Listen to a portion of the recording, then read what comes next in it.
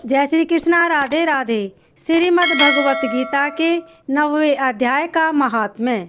महादेव जी कहते हैं, पार्वती अब मैं आदर पूर्वक 9वें अध्याय के महात्म्य का वर्णन करूँगा, तुम स्थिर होकर सुनो।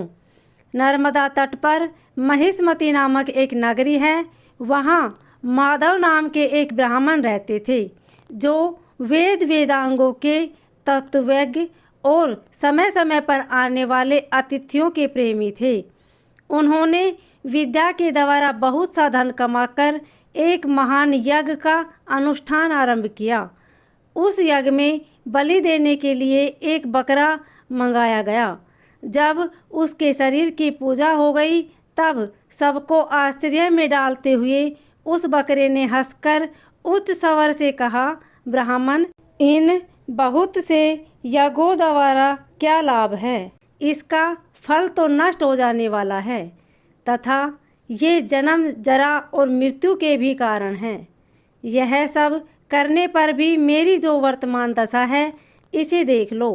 बकरे के इस अत्यंत कौतूहलजनक वचन को सुनकर यज्ञ मंडप में रहने वाले सभी लोग बहुत ही विस्मित हुए। तब वे यजमान ब्राह्मण हाथ जोड़कर अपलक नेत्रों से देखते हुए बकरे को प्रणाम करके श्रद्धा और आदर के साथ पूछने लगे। ब्राह्मण बोले, आप किस जाति के थे? आपका स्वभाव और आचरण कैसा था तथा किस कर्म से आपको बकरे की योनि प्राप्त हुई? यह सब मुझे बतलाइए। बकरा बोला, ब्राह्मण, मैं पूर्व जन्म में ब्राह्मणों के अत्यंत निर्मल कुल में उत्पन्न हुआ था। समस्त यज्ञों का अनुष्ठान करने वाला और वेद विद्या में प्रवीण था। एक दिन मेरी स्त्री ने भगवती दुर्गा की भक्ति से विनम्र होकर अपने बालक के रोग की शांति के लिए बलि देने के निमित्त मुझसे एक बकरा मांगा।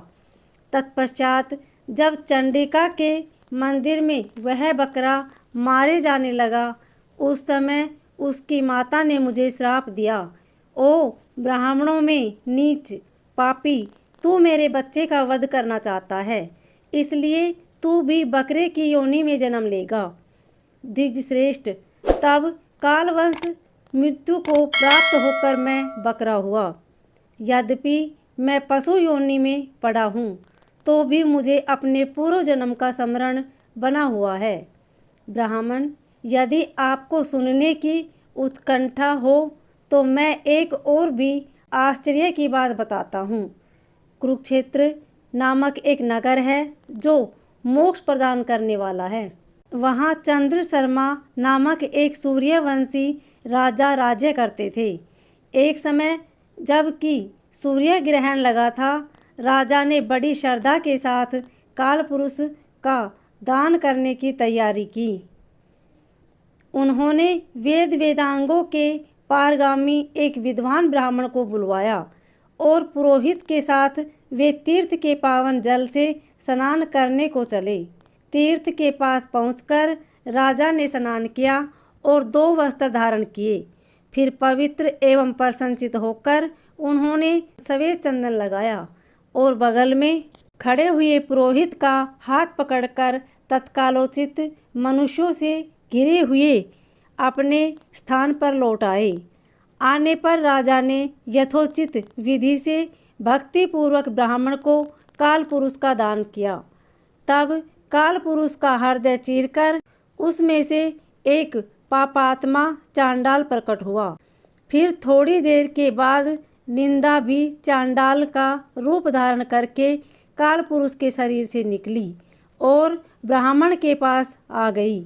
इस प्रकार चंडालों की वह जोड़ी आंखें लाल किए निकली और ब्राह्मणों के शरीर में हठात प्रवेश करने लगी।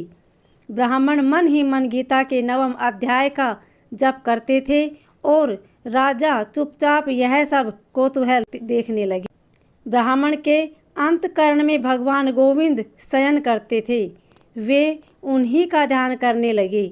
ब्राह्मण ने जब गीता के 9वें अध्याय का जप करते हुए अपने आश्रयभूत भगवान का ध्यान किया उस समय गीता के अक्षरों से प्रकट हुए विष्णु दूतों द्वारा पीड़ित होकर वे दोनों चांडाल भाग चले। उनका उद्योग निष्फल हो गया। इस प्रकार इस घटना को प्रत्यक्ष देखकर राजा के नेत्र आश्चर्य से चकित हो उठे। उन्होंने ब्राह्मण से पूछा, विप्रवर, इस महाभयंकर आपत्ति को आपने कैसे पार किया? आप किस मंत्र का जप तथा किस देवता का स्मरण कर रहे थे? वह पुरुष तथा वह स्त्री कौन थी? वे दोनों कैसे उपस्थित हुए? फिर वे शांत कैसे हो गए? यह सब मुझे बतलाइए। ब्राह्मण ने कहा, राजन, चांडाल का रूप धारण करके भयंकर पाप ही प्रकट हुआ था तथा वह स्त्री निंदा की साक्षात मूर्ति थी।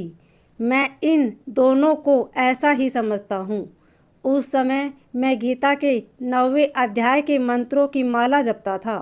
उसी का महात्म्य है कि सारा संकट दूर हो गया।